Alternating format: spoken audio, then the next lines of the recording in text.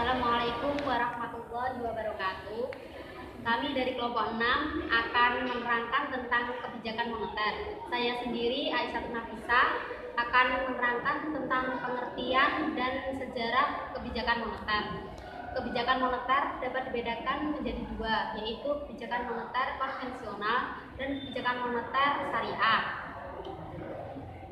Kebijakan moneter sendiri adalah upaya mengendalikan atau mengarahkan perekonomian makro pada kondisi yang diinginkan dengan mengatur jumlah uang yang beredar melalui kebijakan moneter. Pemerintah dapat mempertahankan, menambah, atau mengurangi jumlah uang yang beredar dalam upaya mempertahankan kemampuan ekonomi untuk terus tambah sekaligus mengendalikan inflasi. Kebijakan moneter sendiri dapat dibedakan menjadi dua, yaitu kebijakan moneter yang bersifat kuantitatif dan kebijakan moneter yang bersifat kualitatif.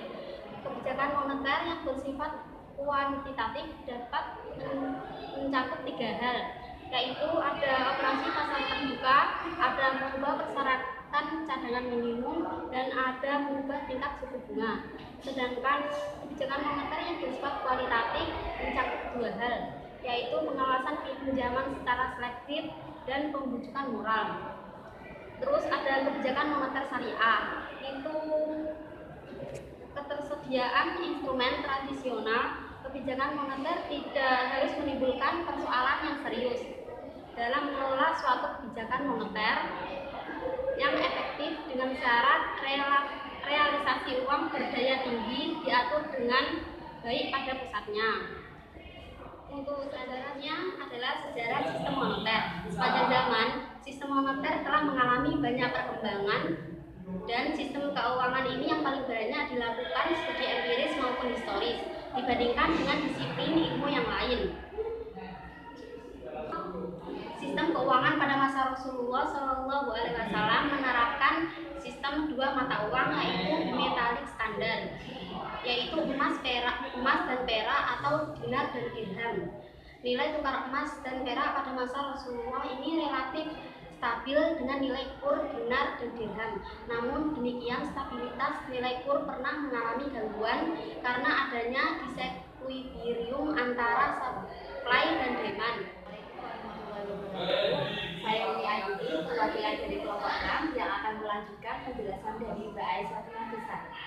Saya di sini akan menjelaskan tentang instrumen moneter konvensional dan instrumen syariah. Nah, yang pertama itu ada instrumen moneter konvensional. Jika kita sebagai Bank Sentral Indonesia itu ada beberapa instrumen moneternya, yaitu sebagai berikut. Yang pertama OMO, lalu jual beli sertifikat di Bank Indonesia itu bunganya itu tingkatnya saat ini sebesar 17,58%. Yang kedua, reserve payment dikeluarkan oleh Bank Indonesia pada saat ini itu sebesar 5%. Yang ketiga, ada rasio kecukupan modal. Itu ditentukan oleh Bank Indonesia dan pada saat ini itu mencapai besarnya 8%. Kredit yang diberikan oleh Bank Sentral itu ada tiga kategori. Yang pertama itu kategori penyesuaian, yang kedua itu kategori musiman, yang terakhir itu ada kategori perpanjangan. Yang terakhir itu ada sasaran kebijakan moneter. Yang pertama itu ada sasaran operasional. Sasaran operasional itu merupakan sasaran yang ingin segera dicapai oleh Bank Sentral dalam operasi moneternya. Terus yang kedua ada sasaran antara. Sasaran antara ini hubungan sasaran operasional dan sasaran akhir kebijakan moneter bersifat tidak langsung dan kompleks serta membutuhkan waktu yang panjang. Dan ada sasaran yang terakhir, yaitu sasaran akhir.